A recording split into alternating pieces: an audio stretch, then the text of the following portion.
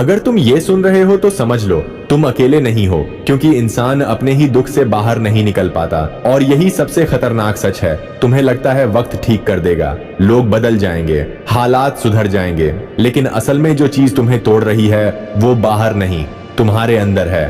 तुम अपने दुख को छोड़ना नहीं चाहते, तुम उसे पकड़कर बैठे हो, क्योंकि वही तुम्हारी पहचान बन चुका है। यही से कहानी शुरू होती है। अब ध्यान से सुनो और आखिरी तक सुनना, क्योंकि अगर बीच में छोड़ा तो आधी सच्चाई ही समझोगे, और आधी सच्चाई इंसान को और कमजोर बना देती है। वीडियो को लाइक कर देना, क्योंकि ये उन लोगों के लिए है जो चुपचाप रोज मरते हैं। और कमेंट में अपनी परेशानी लिख देना, क्योंकि जब तुम लिखते हो तब दिमाग पहली बार खुद से सच बोलता है। अब सुनो, इंसान अपने ही दुख से बाहर क्यों नहीं निकल पाता? क्योंकि दुख उसे एक अजीब सा आराम देता है। हाँ, आराम दुख प्रेडिक्टेबल होता है। दुख में रहना आसान होता है, क्योंकि वहाँ उम्मीद नहीं करनी पड़ती, वहाँ रिस्क नहीं लेना पड़ता, वहाँ किसी से कुछ साबित नहीं करना पड़ता। तुम रोज वही दर्द जीते हो, वही याद, वही सवाल, वही अगर मगर। और दिमाग को ये पैटर्न पसंद आता है। दिमाग अनसर्टेनिटी से डरता है, इसलिए वो दुख को पकड़ लेता है, क्योंकि दुख जाना पहचाना होता है। दूसरा कारण है विक्टिम माइंडसेट। जब इंसान बार बार खुद से कहता है मेरे साथ गलत हुआ, मेरे साथ धोखा हुआ, मेरे साथ ये हुआ वो हुआ,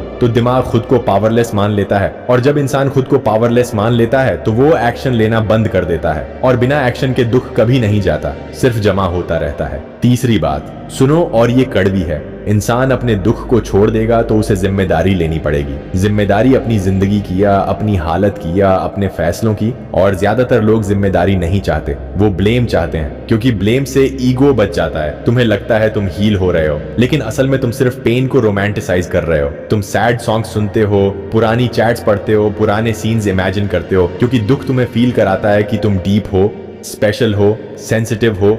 लेकिन सच ये है कि तुम स्टक हो। और सबसे बड़ा कारण ये है कि दुख छोड़ने का मतलब है उस इंसान को छोड़ना, उस सपने को छोड़ना, उस वर्जन को छोड़ना जो कभी पूरा नहीं हुआ। और दिमाग लॉस एक्सेप्ट नहीं करना चाहता, इसलिए वो दुख को पकड़े रहता है। अब यहीं रुकना मत, क्योंकि अभी असली बात बाकी है। अगले पार्ट में मैं बताऊंगा कि दिमाग कैसे खुद ही अपने दुख को जिंदा रखता है और कैसे बिना किसी के सहारे उससे बाहर निकला जाता है। अगर ये बात तुम्हें कहीं छू गई है तो समझ लो ये वीडियो तुम्हारे लिए है। इसे लाइक करो, कमेंट में अपनी कहानी लिखो और अगले पार्ट के लिए तैयार रहो, क्योंकि वहां से बदलाव शुरू होता है। अब सुनो, क्योंकि यहाँ से दिमाग की असली चालें सामने आती हैं। इंसान अपने दुख से इसलिए बाहर नहीं निकल पाता क्योंकि उसका दिमाग उस दुख को जिंदा रखने के लिए रोज नई वजहें पैदा करता है। तुम सोचते हो तुम यादों में फंसे हो, लेकिन सच ये है कि तुम्हारा दिमाग तुम्हें वहां बार बार वापस ले जा रहा है। दिमाग एक काम करता है, वो पेन को आइडेंटिटी बना देता है। तुम खुद को उस इंसान के बिना इमेजिन ही नहीं कर पाते, तुम खुद को उस दर्द के बिना सोच ही नहीं पाते। तुम्हें लगता है अगर ये दुख चला गया तो मैं कौन रह जाऊंगा। यही डर इंसान को आगे नहीं बढ़ने देता। दिमाग हर रात वही सीन्स रिपीट करता है,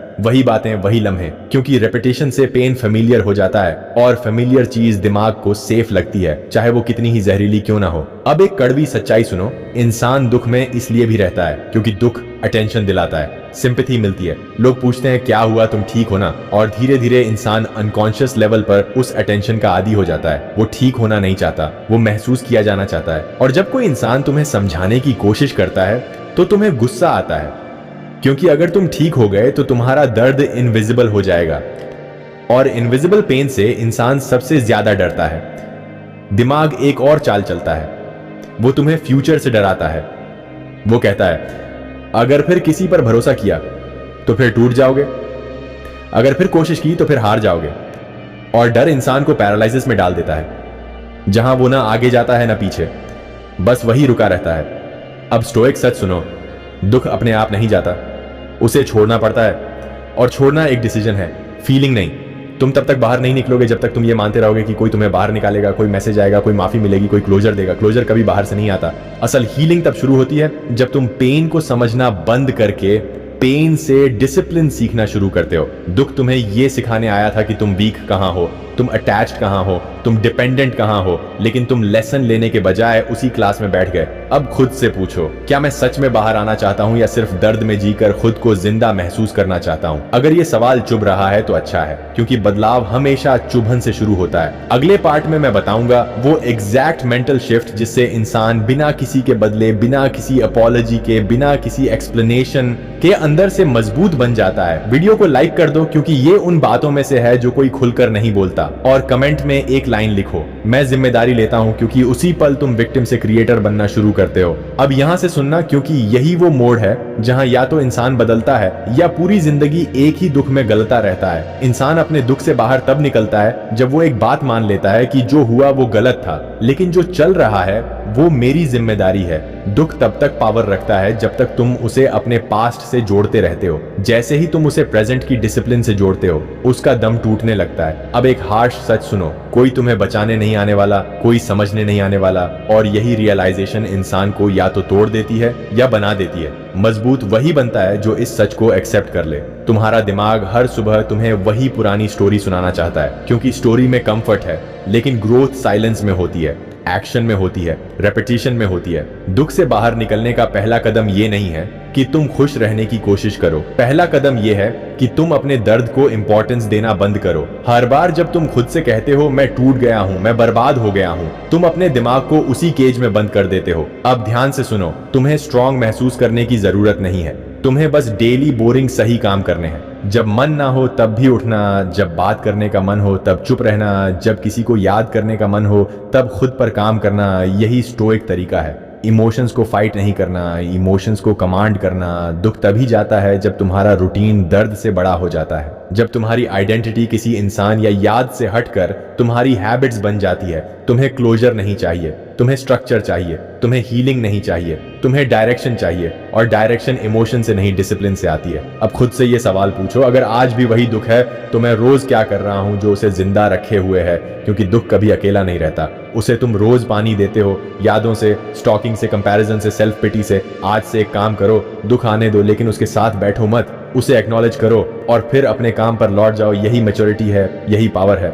अगले पार्ट में मैं बताऊंगा वो अंतिम सच जिसे मान लेने के बाद इंसान कभी इमोशनल स्लेव नहीं बनता। अगर ये हिस्सा तुम्हें अंदर से हिला रहा है तो वीडियो को लाइक कर दो और कमेंट में लिखो, मैं अब खुद को छोड़कर किसी और को नहीं पकड़ूंगा। अगला पार्ट तुम्हें अनकंफर्टेबल करेगा लेकिन वही तुम्हें आजाद भी करेगा। अब ये आखिरी हिस्सा है और अगर तुम यहाँ तक आए हो तो समझ लो तुम तैयार हो, क्योंकि जो सच मैं अब बोलने वाला हूँ वो कंफर्टिंग नहीं है, वो फ्रीइंग है। इंसान अपने दुख से बाहर इसलिए नहीं निकल पाता क्योंकि वो अभी भी उम्मीद पकड़े बैठा है। उम्मीद की वो इंसान बदलेगा, उम्मीद की एक दिन सब समझ में आएगा, उम्मीद की दर्द का कोई मतलब निकलेगा। लेकिन सच ये है, कुछ दर्द का कोई मतलब नहीं होता, वो बस छोड़ने के लिए होते हैं। सबसे आखिरी जाल है होप ट्रैप। उम्मीद जब गलत जगह लग जाती है तो वो चेन बन जाती है और इंसान उसी चेन को प्यार समझ लेता है। जब तक तुम ये मानते रहोगे कि तुम्हारा दुख किसी कहानी का हिस्सा है, तब तक तुम उसे हीरो बनाते रहोगे और हीरो कभी खुद को छोड़ नहीं पाता। अब स्टोइक अंतिम सच सुनो, तुम्हें किसी से जीतना नहीं है, तुम्हें खुद से आजाद होना है। जिस दिन तुम ये समझ गए कि शांति एक्साइटमेंट से ज्यादा जरूरी है,